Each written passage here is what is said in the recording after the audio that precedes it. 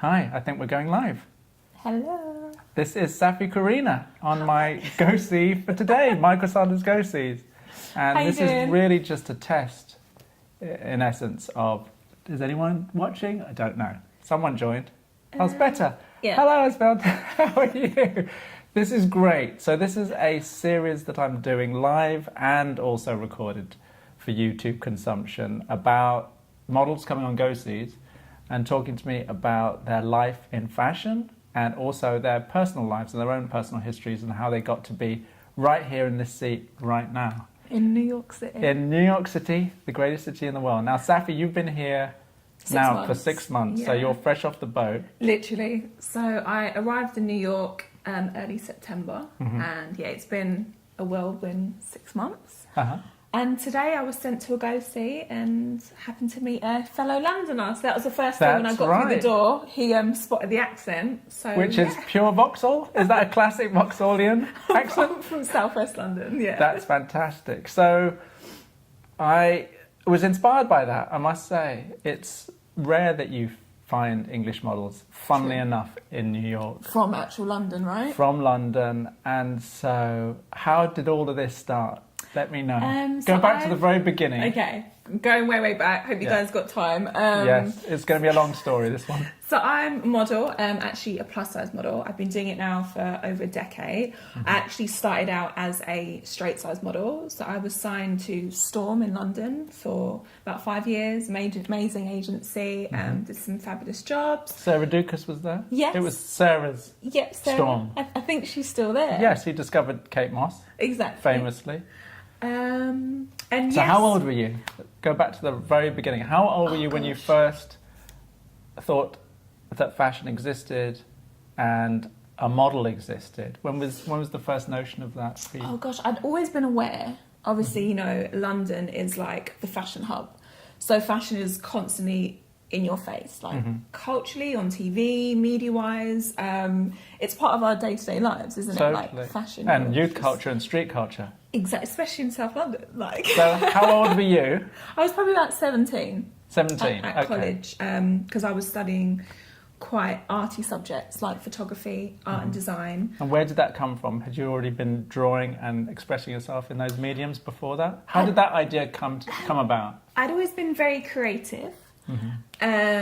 So it just seemed like a natural transition to go from drawing to exploring it more with photography. I was always drawn to like imagery and fashion pictures. I used to just love getting like the fashion magazines and everything. Was that your mum that got them, or were you buying them at that age? That was me, actually. And what were the first magazines that you would have come across and bought and been inspired by? So obviously 90s London, I was buying magazines like Just 17.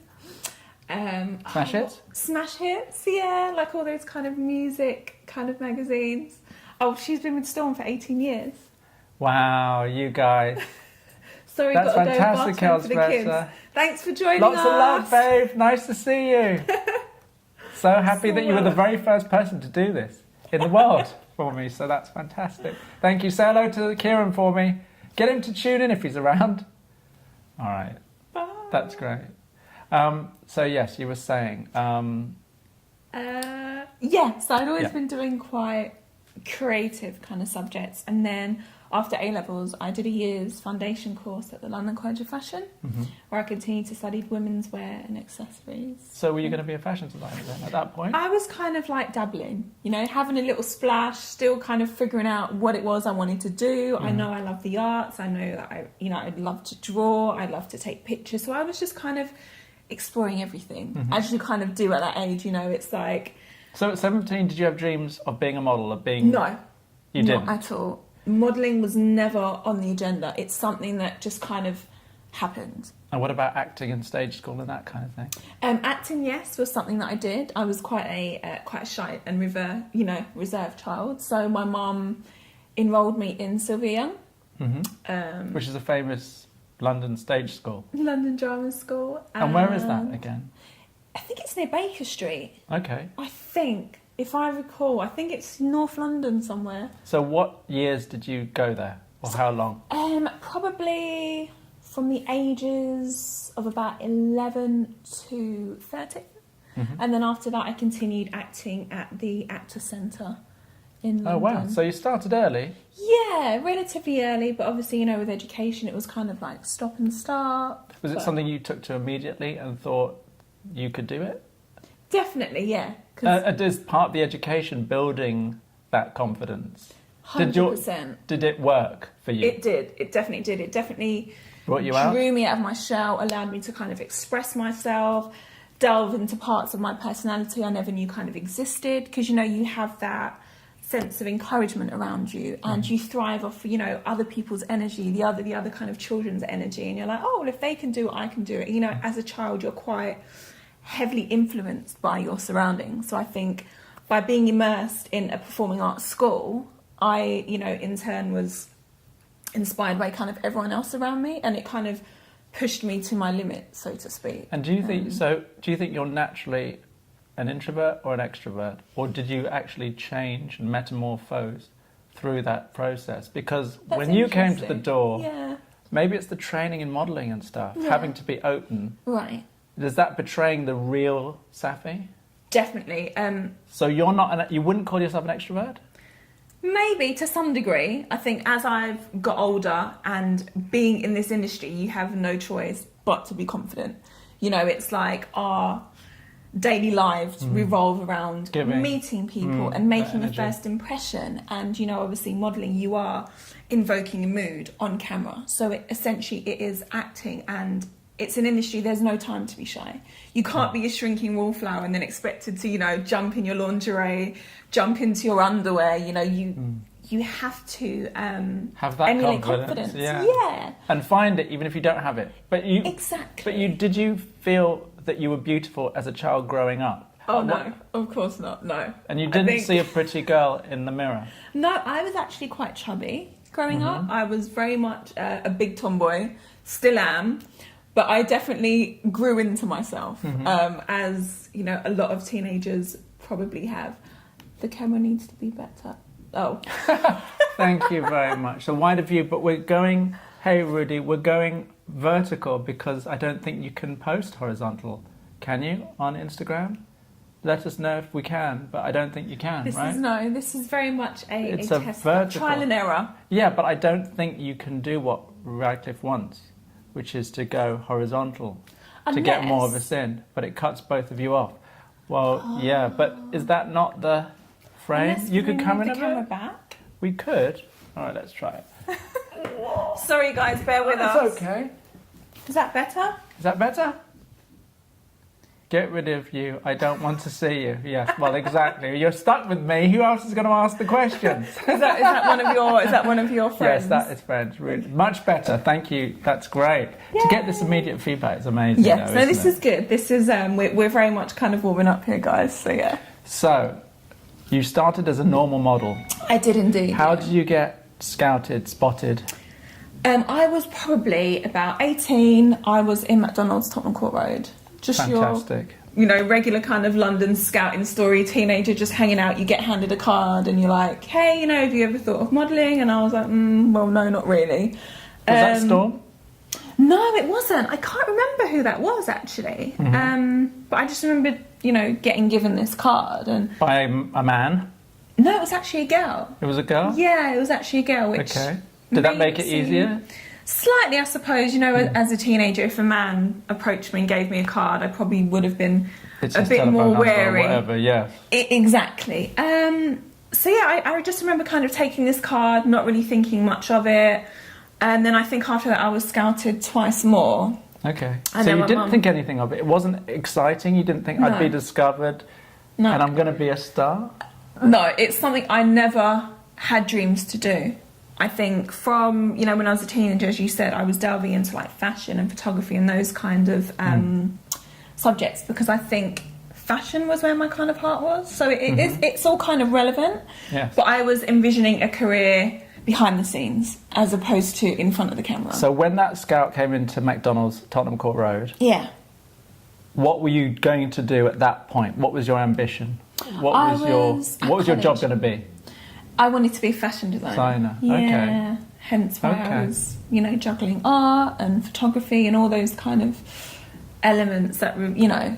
But it still intrigues me that you weren't looking at yourself and thinking, actually, this body that I've been given could actually wear the clothes and sell the clothes. It's a very teenage thing. I think as teenagers, male or female, we're naturally very critical of ourselves. I don't know any teenager of like 17 that suddenly found themselves. I mean, and also you have to remember as well, like I'm in my late 20s now, but being 17, like kind of 10 years ago, wasn't like being 17 now. We had no access to like YouTube. We had no access to social media, to Instagram and all these kind of like mediums that make teenagers grow up so fast. So I think being 17 10 years ago was very different to being 17 now. And it was a different world. The world of fashion and that was totally to be dreamt of, but didn't ever sort of, you couldn't imagine it. No, we weren't as self-assured as teenagers are now because they're exposed to so much more.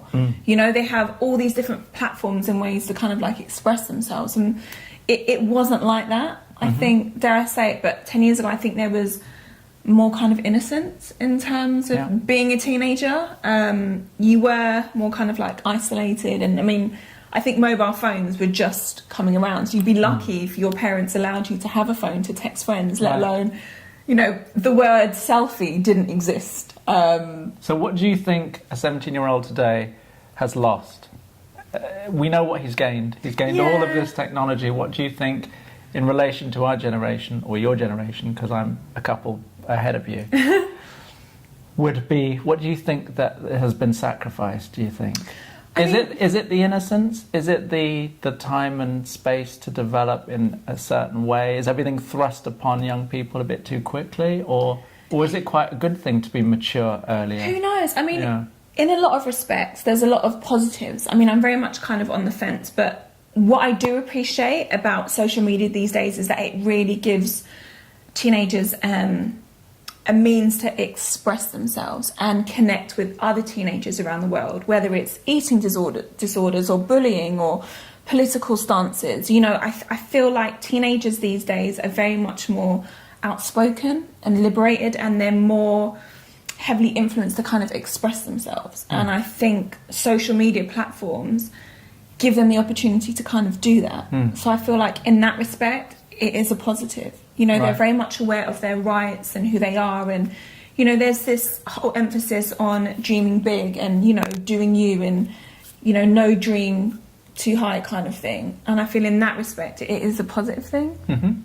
So did you feel alone at any point during that journey? And how did you deal with the general sense of aloneness that being a model engenders? Because no one really appreciates that, but a lot of the girls that I speak to talk about the fact that it's just you on a day's job or on a trip, and you have yourself to rely on for resources. True. I mean, from that day of getting scouted, I didn't actually... So this is the third time. This is the third time, isn't it? What do you mean? So the first time was that you had been approached a couple of times until Tottenham Court Road McDonald's. Yep. So I didn't put shoe modelling as a full-time career until I was actually in my early 20s. Oh, wow. So I gave it a few years, and it wasn't till I was about, say, 21 to 23 that I decided, okay, I'll give this a go, see what it's about. Because it was coming to you, because the universe was telling you, we want you to do this. I guess so. And at the time, I'd left college, left uni, and I was working like a full-time office job in the city. Okay. And it was quite monotonous. You know, obviously I was there to just kind of make money, but I think the creative industry was more where my heart was. So I decided to, go and explore it. Shall we? And here I am. Here you are. Shall we, before we get too deep into it, shall we put your one on? Isn't it good for your fans to get the insight and the background into who you are? Okay, why not? Right, but it'll be fun. You can do the quick fire questions. Hello. Hey Germany, this is Brooklyn. We're in my daughter Tallulah's bedroom. Yes. Where I've set up a makeshift studio, and the light's great here. I hope you like it. And Shall I start with the first question, as I would in the show? So, literally, if you've just joined us, I'm going to go see with fashion photographer Michael Sanders, and he's going to be asking me questions about my modelling career, so you guys get a better insight into me as a model and what I do. Also, from a photographer's perspective, exactly, like what happens. So if there are any other questions about either from a photographer's perspective or a model's one, please feel free to ask us, and we will tell you anything you want. Where were you born? So, as you know, I now live in New York. I've been in New York for 6 months, but I was actually born and raised in South West London. So I was born in a borough called Lambeth, which I don't know if any of you are familiar, in a town called Vauxhall.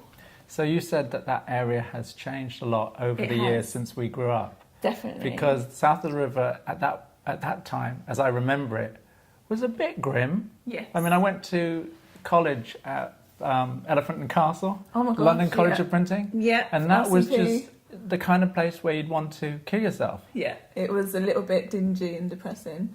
Just like New York has undergone heavy gentrification, so has our neck of the woods, South London. Yeah. And where I was born and raised, it's changed a lot. It's actually quite posh now. And did you have a one up, one down kind of terraced house? Could you describe the home? Was it a semi-detached, fully detached? No, I grew up in a 2-bedroom council flat. So in a council block? Yeah. Okay. Yeah. And so did I for a while. See? Off the Introvert Road. Oh, nice. Yeah. So there's a lot of English culture that we share from growing up. Hi, guys. And obviously it's a very long way from where we are now. Yeah. So if you've just joined us, I'm live from Brooklyn on a go-see with fashion photographer Michael Sanders, who is trialling a potential show concept called Go-Sees with Michael. So we'll be interacting with you guys, where you ask us some questions, he'll be asking me questions as a model and everything that I do. And look, someone said Elephant and Castle. Exactly, okay. You know. London, if there's any Londoners, say hi. Hang on, that's in German. Hi guys. A good communicative mood. Thank you, Alex. Always. That's part of the English spirit as well, right? It is, yes, definitely. So we were discussing a bit earlier how you have changed over the years, that you were quite an introverted child, a quiet child growing up and shy. And that because of that, your mum decided to put you into a stage school, that's right, a famous London one called Sylvia Young, to bring you out of your shell. That's right. And it did, it worked. I'd say so, yeah. It definitely helped me to build confidence for the world of modelling. So if you guys have just joined us, Michael's just getting a bit of an insight into my background as a model, how it all started, and as the journey goes, it was never the plan to be a model. So I got scouted at around the age of 18, and then I didn't decide to pursue modelling until I was in my mid-20s, so here I am. Right, but we have to tell the story about the very first time that a serious offer to model from a scout and an agency happened. Yes. And you were in, as you recounted earlier, a McDonald's? Yes. Oh, thank you. On the Tottenham Court Road. Right. And you didn't think that much of that approach? No, I didn't. So obviously some girls, it's their dream to be a model. It wasn't mine. So I was scouted a few times. It wasn't until I was maybe scouted by the third time that I decided, you know what, I'm going to give this a go and see what it's all about. And up until that moment, you weren't quite sure what you wanted to do, but you thought it would be in the creative arts? So you were studying photography, that's right, and fashion design. Yes. Reading magazines, like 17 magazine, which was a London magazine, which is, I don't know if it still exists. It's not around anymore. That's gone. What about Honey? It's gone. City Limits? No. Gone. I haven't Smash heard of those. Hits. Smash Hits, all gone. So we're just like recounting like old British magazines that no longer exist. Obviously everything's all digital now, and with so many social media platforms, magazines are kind of dying out, which is a shame. It is a shame, but thankfully the one I'm working with is still going. So how long may have it you been continue. Hang on, someone said something about Arsenal. Will you do an Arsenal TV advert this year? No, I won't. Are you an Arsenal fan? I'm not an Arsenal fan, but clearly this guy is an Arsenal fan. No, guys, I won't be doing an Arsenal TV commercial. What does this guy say? Scotland. We love you too, Scotland. Is the modelling industry better in the UK or USA? Honestly, from my experience, I've been in New York for 6 months. The industry is 100 times better in America, only because there is more space to maneuver. It's slightly more multicultural in terms of diversity. So yeah, there's definitely more opportunities in America, and I'm loving it. Although, let's talk about your cultural background. Yes. Because you mentioned that your dad was Cuban. No, he's Irish. Oh, he's Irish. It's your mum who's Cuban, Filipino, and Hawaiian, which is a really and Hawaiian. Yeah. Which is a really odd and strange combination for London. Mix. And that sounds much more New York to me. Yeah, it is. Obviously, New York, there's a lot more. How did they meet, your parents? So do you know the story? my father worked for an airline, and he travelled a lot, and then met my mum on his travels, and they came back to the UK and had me in the late 80s. And do you have any siblings? I don't. I'm an only child. Are you? But I have a lot of cousins. My mum is from like a family of 10. Wow, So, that's yeah, amazing. There's a lot of us. So were you alone a lot of the time? And were you a lonely child as an only child? No, far from it. I was always surrounded by family, always surrounded by cousins and everything. So yeah, very big family. Yeah. Right. But did you have that only child syndrome, which was thinking that perhaps that you were the centre of the universe? No, never ever. No, never. So your parents didn't spoil you in that respect? Lies. I'm a brother. No, you're not. Okay, yeah. So this is Alex, who is my best friend's brother in the UK. So yeah, Alex, you are like my brother.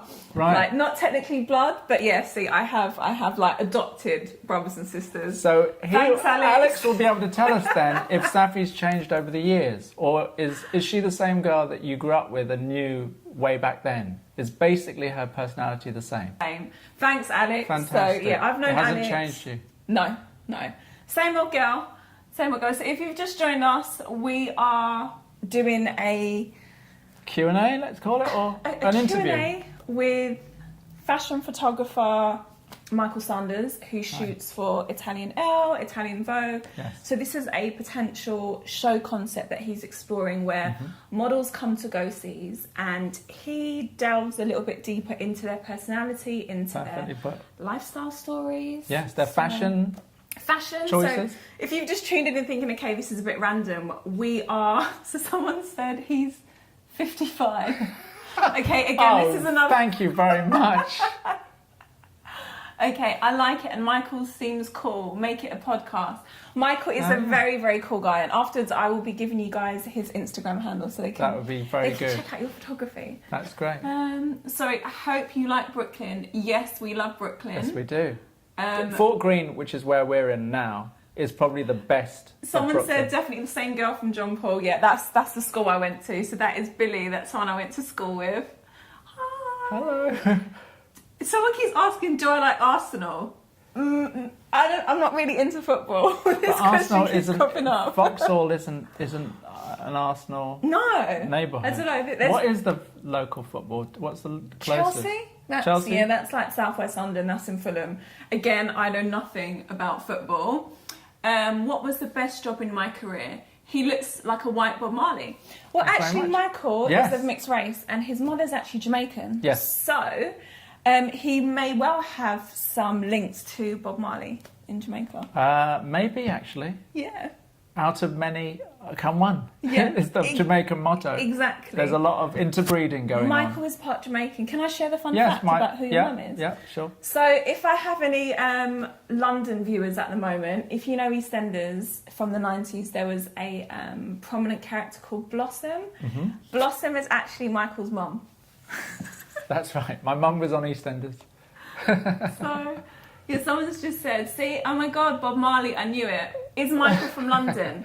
Yeah, I am from London. Where you're from? Yes, I was born in Hyde Park Corner in a maternity hospital called Guy's, I think it was. No, it wasn't Guy's Hospital. That's where my father went to medical school. It was St George's Maternity Hospital, which was a big hospital. Tooting? No, it's on the corner of Hyde Park Corner. Oh, okay. And my parents lived in Mayfair or somewhere swanky at the time.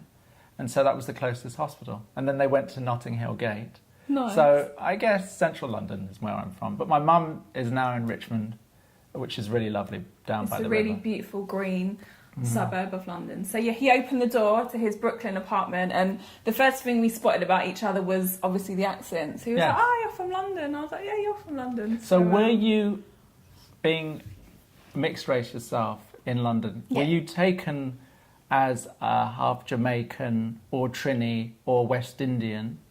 Or how were you viewed? Because I'm quite ambiguous.